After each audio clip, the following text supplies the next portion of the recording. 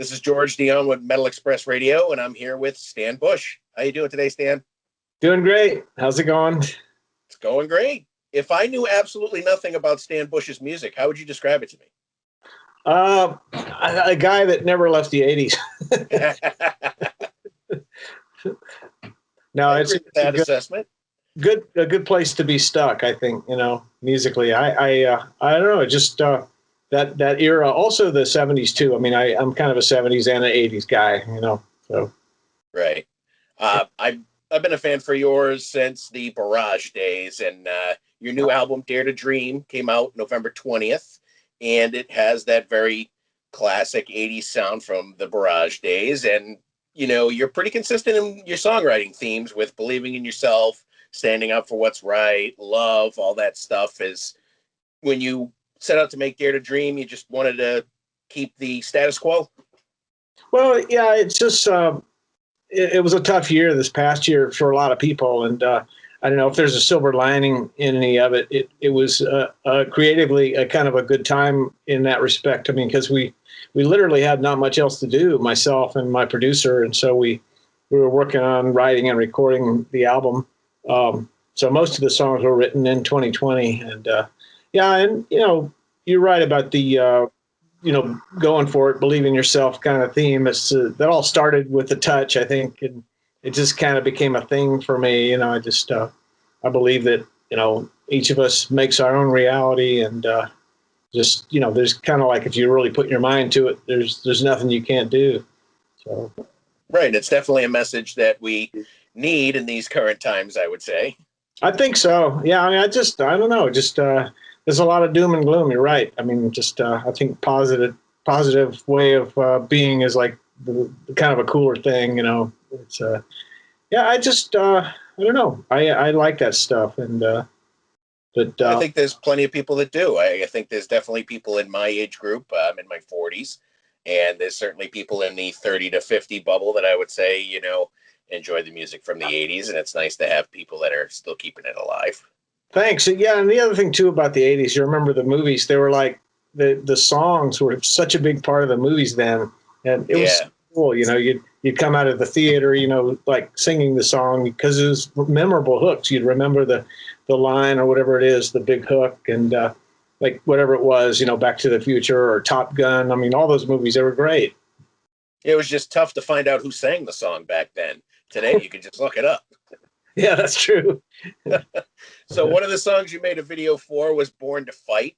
This is intermingled with some anime from Netflix. Did you want to talk a little bit about that? Yeah, Netflix reached out to me around September, I guess it was, to see if I could write a song about fighting.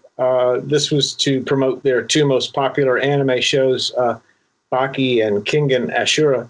And so anyway, I called my buddy Lenny Macaluso, who we wrote The Touch together.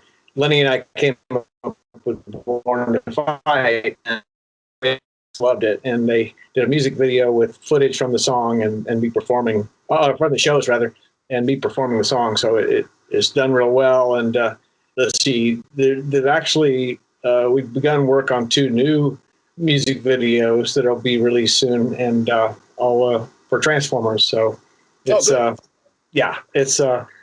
it's coming out soon, very soon. So I'm very excited about that. Is it for Transformers, a live action thing, or the cartoon they have on Netflix? It's the animated series on Netflix. Yeah, it's like a trilogy, I think. And anyway, yeah, that should launch like any day now. Some people would see that one thing that they're associated with following them this long. Does it bother you to an extent that it's Transformers? It's funny, yeah. The touch is kind of like the song has a life of its own. I just kind of follow where it leads, Yeah. It was very cool that they used it in the latest Transformers, the Bumblebee movie. That was very cool, like a cameo of the touch and in that scene. And but yeah, no, it's been great being associated with the Transformers brand. Performing and appearing at the conventions and all that. The people are great, the fans and things. They say the stuff, about how the music maybe changed their life in some way or made, help them through a tough time, things like that. It's very humbling to hear that kind of stuff. Do you find like some crazy characters at some of these Comic Cons coming up to you, kind of bringing up things that you're like, I really don't know what you're talking about? No, not so much. I mean, it's mostly, there's weirdos everywhere, but I don't, but I think, overwhelming majority of people are just seriously great people. They're very kind and very respectful. And, it's just a real cool thing, a lot of love in the room kind of thing. And I love that. And, like I say, the new album, Dare to Dream, has gotten just terrific reviews. It's done real well. It's made the top 20 in a few different listings for releases in this past year from people in Europe and things. They love it, and so it's doing real well. Yeah. It's a great album. I loved it. I mean, there was even elements of it that I didn't expect. Well, thanks. Thank you. One of the other videos that you've done was for the song "The '80s," which is pretty much an homage to that time period. I read that your son was involved in the video, playing a young you. Yeah, he played a young me. That was cool. I even rented a VW bus, and for the kind of takes you back in time. It's like that. I had a VW bus when I was in high school, so yeah, it was a cool. It was a cool thing. I think that song does like takes you back in time to all. Music does that to all of us. I think it's like. You remember stuff from when you were a kid, when you hear a certain song, and nostalgia thing is very cool.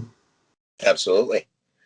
Is your son involved in the music industry or acting or anything like that, or are you just helping out his dad? He plays guitar and stuff. He's and sings. He's plays more for himself. He doesn't really perform like I do or whatever. You know what I mean? He wasn't stupid enough to do it for a living. Now you released Dare to Dream on your own label, LA Records. I know for a while you had some albums with Frontiers Music. Did that deal expire or did something happen? No, I just decided to part ways. They did real well. I think highly of them. This kind of music is what they like, but I worked and do well with, but just worked out better for all of us. I think for me to go with. In Europe, I have a license deal through Cargo Records, and they've been tremendous. They're doing a great job, and they have promotion and all that. And of course, in the States and the rest of the world, it's it's on LA Records and so forth, and iTunes as well. And people can find it, of course, at my website, stanbush.com. Now, can I find the original Stan Bush first album on your website? Because I can't seem to find that record anywhere. Yeah, no, it's actually the first two albums, the Stan Bush and the Stan Bush and Barrage. I don't own the rights to those, so I can't have them on there. I would if I could, but they're controlled. The rights are controlled by Sony. Sony Music. Yeah. No anniversary editions. No interest in that from Sony. Well, there was a label in England that put them out. Rock Candy Records. This was yeah. Yeah. They put out reissues of those two albums. Oh, okay. Yeah. Now, with the whole 80s vibe that your music is made of and the song, the 80s on this album, did you consider releasing a vinyl version of the album? I have considered it, and I still am. It's possible that I'll do that. So I guess it just has. I have to see if it's going to make sense. Financially. Yeah. It's one of those kind of things. I suppose I could do like a pre-order situation, and then if there was enough interest, then do it. That's actually not a bad idea. Maybe even like an Indiegogo campaign or something. Yeah, well, something like that. Yeah. If I knew that people were going to buy enough copies, then hey, why not? It is, I think, one of my best albums, the new one. And I agree. Thank you very much. The one I wrote released in 2007 would have also been right up there too. The In This Life album. Absolutely. I like that one a lot too. Yeah. I mean, they all have stuff, and songs, but just overall, it's like the one thing I guess is when you're done with an album, if you hate it, that's normal. For a while, it's normal. Then you kind of you hear it again after a little break from it. Then you're like, oh wow, that's really good. You know what I mean? That kind of thing. Yeah. you get sort of too close to it, and then it doesn't work anymore for you, at least temporarily. But, so with touring off the table, are you going to do any type of, I guess, either streaming or some sort of social distancing shows or something like that to help promote the album? It's mostly been these music videos. I mean, like I say, with these two new ones, that'll be 4 music videos, which is almost unheard of nowadays. I don't think bands are doing YouTube videos as much as they were. You know, it's not sure why, but well, it costs money to make videos and so forth. You know, and but you're right. I think hopefully things will open up by summertime and all, and we'll be able to start doing live shows again.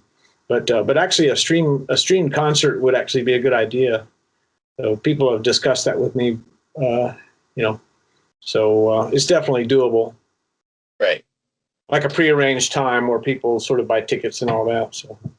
Yeah, that'd be good. It's worked for some artists, I think, and it's gone off pretty well. I watched one by Trans-Siberian Orchestra that's actually pretty good, and nice. Another one by some smaller bands too. Yeah. So you want to manage me then?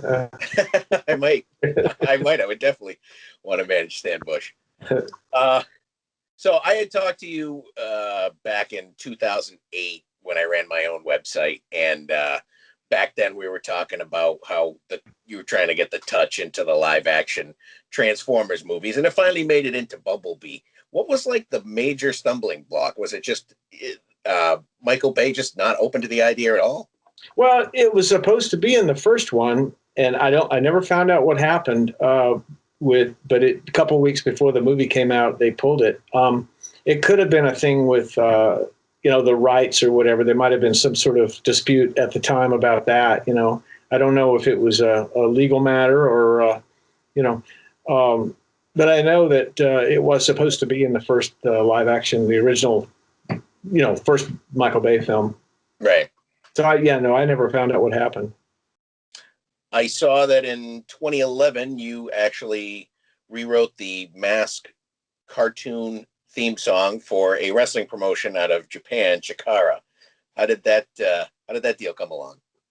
Oh, I work with the guy, the Chikara guy is my friend, and we work together still. He helps me with stuff, PR management and things. So, yeah. Anyway, but you talking about the track that I sang? Yeah, the theme song for their High Noon TV show. Okay. Yeah, no, that was sort of a favor thing. So. Yeah. Well, you're definitely ingrained in the pop culture. I don't want to call it nerd pop culture, but it's kind of down that road. Nerd's sort of an acceptable term these days. I mean, pro wrestling, Transformers, anime, stuff like that. Do you have any other things going on in that realm? Well, let's see. The like I say, the relationship with Netflix has been very cool. The Born to Fight thing, and now the Transformers, and I really like working with those guys, and of course Hasbro's been a partner for years and years. They're great. People will contact me sort of out of the blue. There's information through the website to get in touch and things if there's like a television show or a movie or whatever it is, and they want to talk to me about licensing something. So those kinds of deals come along now and then, and so it's moving forward. It's like I guess it's like anything. You have to. It's like when you have a particular situation that comes up, a lot of times people want the old songs, that I did back in the '80s, like The Touch and like Dare, and but other times they would like something from the newer stuff, and so. But I've got quite a body of work at this point. Yeah, absolutely. I saw that you sang background for Alice Cooper and Jefferson Starship at one time. Are you still doing session work like that? Not so much anymore. I was like back in the day, the late '80s, early '90s. I was doing a ton of stuff, singing commercials, and I was the voice for Toyota trucks and Coors Beer and all these, and singing albums, other people's albums. As far as basically I was a hired gun. I could go in. I'd get a call to come sing like a song or demo or something, and I don't remember half the stuff I did. People, they sent a cassette tape. Okay, here's the song we're going to record, and tell me where, and when to show up. And I'd be listening to the tape on the way to the session. Yeah. Fortunately, I'm a pretty quick study on that stuff. Your original label, Scotty Brothers, seemed to have a good relationship with Sylvester Stallone for some reason. He liked the catalog over there, and The Touch was originally set to be in the movie Cobra. Yeah, that was the intention. We wrote it with that movie in mind, and like I say, the record label, Scotty Brothers, they came up to me and said, "Oh, we got it in this animated movie about robots," and I'm like, "Okay." And little did we know, that it was going to be this huge worldwide phenomenon. Yeah, so it's worked out really well. I mean, at the time, Ninja Turtles was actually the biggest thing in those days. Right. Yeah. I spoke to Jim Peterick from Survivor earlier this year, and he was talking about how the Scotty Brothers were sort of like mafioso types, but not really. What would you say to their personalities as record label owners? Well, I heard those stories too, and they were always nice to me, Yeah. But yeah, they had that reputation. So no, it's funny because they had tremendous success with Eye of the Tiger and the first Rocky picture, and in fact, I think that was sort of became it became a trend after that. It was like every label wanted at that point to have their artists' songs in films. That was like the big promotion thing and it kind of started with that Rocky thing, I think, in a lot of ways. Eye of the Tiger is a great song. So, and you had your share of music in other movies as well. Yeah. They got one of the songs from that Barrage album was in the Charlie Sheen movie, The Wraith. Yeah. Yeah. So, but that was kind of their thing, songs in movies. And Robert Tepper, a friend of mine who was on the label at the time, and he had a song in Rocky IV, and did really well. And of course, Weird Al Yankovic, I met him at that time. Real nice guy. We still talk once in a while. So that's awesome. Yeah, it was cool. I mean, like I say, we had fun. It was a different sort of label. I think by the time I came along, it was distributed by Epic Records in North America, and I don't think that Epic Records was really working their catalog all that hard. You know what I'm saying? Or took it that seriously. It's hard to there's always a zillion things involved in any deal. My first two deals I had when I came out here with a band, the head of A&R that signed the band got fired just before the album came out. That happened with that band, Boulder, and also with my first solo album, the same thing. So you get caught up in the political stuff, and then your career's toast, that kind of thing. Sure. But I've sort of always managed to land on my feet. And when rock kind of imploded in the early 90s and the grunge thing came in, the kind of rock that I did, the 80s thing, it really was only in like Europe and Japan and just overseas mostly. So I kind of went where they, greener pastures and whatnot, did most of my business overseas during those years. And then rock kind of had a resurgence, or 80s rock rather, in the early 2000s. So yeah, and you're back at it again. You're still doing it. I mean, like I said, I've been a fan since the Barrage days, and you keep it consistent. You keep it 80s. You keep the positive message. I mean, I love all of that. Are you working outside of music? Am I what? Are you working outside of the music business? Do you do something else? I do. Yeah, I do some editing and stuff, just Pro Tools. One of the cool things about being Pro Tools guy is that I can edit my own vocals. So, you know what I mean? You can get those stuff, in tune. You use the best parts of the vocal that you sing.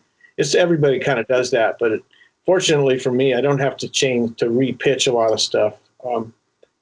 Some singers, I guess, they can't sing in tune very well, and they have to put it all in tune. And that's one of the things I think modern music. I don't know if you've noticed this, but everything's perfectly in tune always, and it's just it's not it doesn't have the vibe that the 70s and 80s had.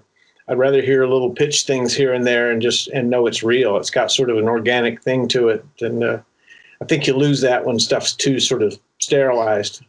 Even on top of that, everything's perfectly timed.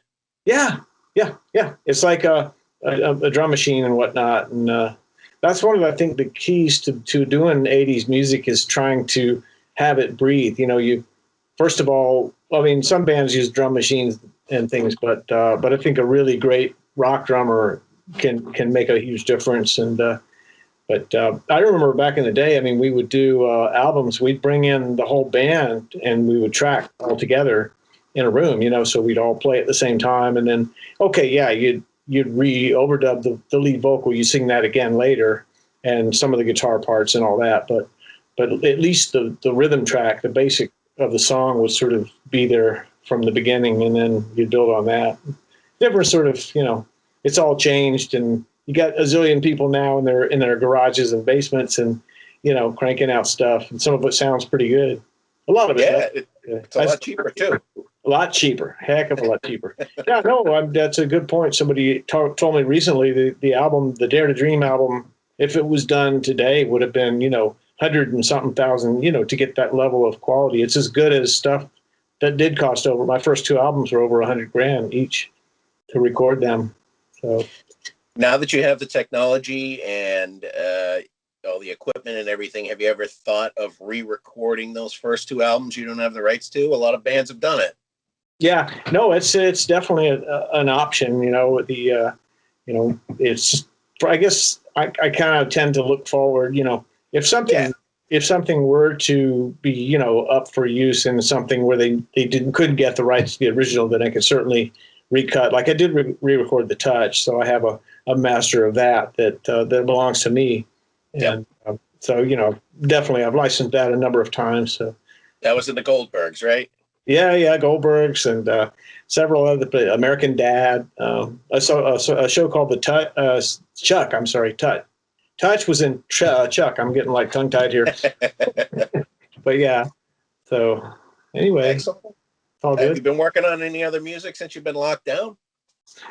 Not much. I mean, like I say, the bulk of this past year was for writing the new album, and it's sort of when a new album is done and it comes out, I usually take a break for a few months, but I'm going to fiddle around now with new ideas. I have a really nice Martin, an old Martin guitar, and it's just sounds like gold, when you play it. And so that's what I write everything on. Excellent. Well, that's all I got for you today, Stan. I wish you the best of luck with the new album. It's great, and if you put it out on vinyl, I'll definitely line up to buy it. Oh, thank you so much. Really good talking with you, and I appreciate you having me. Awesome. I'll talk to you again soon, I'm sure. All the best. Take care. Take it easy, man. All right.